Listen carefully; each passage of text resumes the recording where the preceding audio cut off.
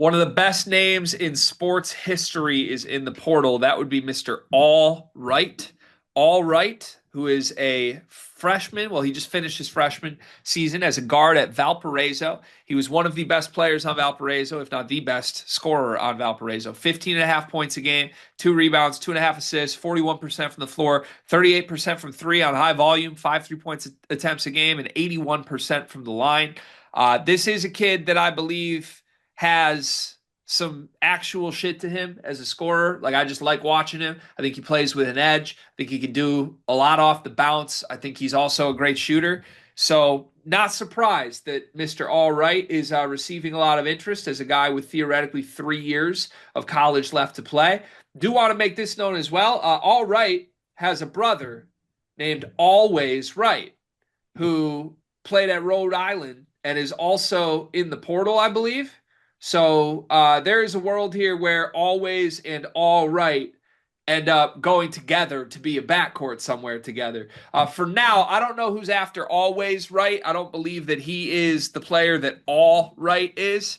So let's just talk about All Right. And while I keep repeating these names over and over again, Dion, do they have another brother named Alt Right?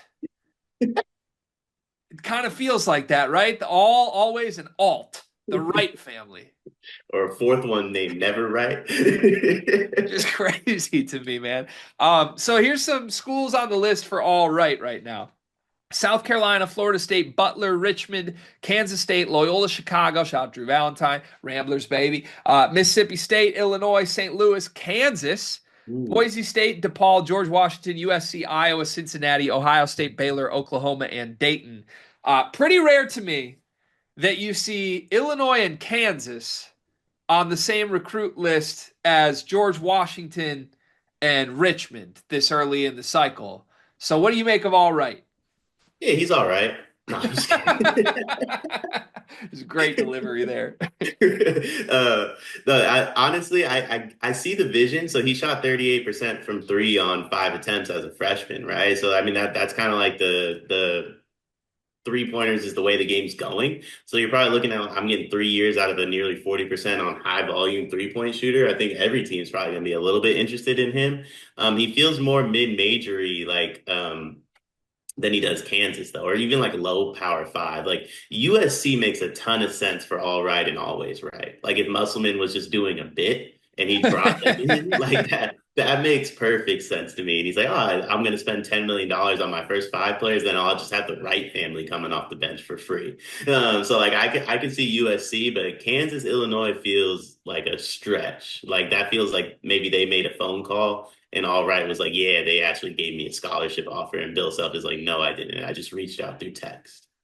Yeah, maybe. I will say of the list, like, can't believe Kansas is like really prioritizing him. I will say, like, I'm obviously excited when I see Illinois on a list for guys like this because I try to project what they would look like in a Brad Underwood system. And Brad, just more than any other program in the country, it feels like you never fully know what he's trying to do year over year. Like he'll just get an idea in his head of like, this is what my roster needs to be. And it'll be completely different than what he did the year before. And that's where like we've heard Illinois was prioritizing positional size and shooting last year. They just misevaluated all the shooters. So I believe, all right, he's a shooter, right? Like he absolutely would probably step in and be the best shooter on Illinois right away. Um, Positional size is nowhere to be found with him, in my opinion. He's a 6'3", 180-pound guard. To me, he's not really a point guard. He certainly couldn't be a high major point guard to me. He's more of a score first undersized two. And at Illinois, maybe you pair that with Boswell. Let Boswell be the defense guy. Let All Right be the offense guy. I guess it could work, but I don't know that this is the name that I would expect Illinois to be prioritizing as their future number one option. Like if this is a depth guy, if a high major is trying to get him as a depth guy, love this. If a team that dreams of making a Final Four is trying to have All Right come and be the alpha backcourt scorer, I'm not sure I see that.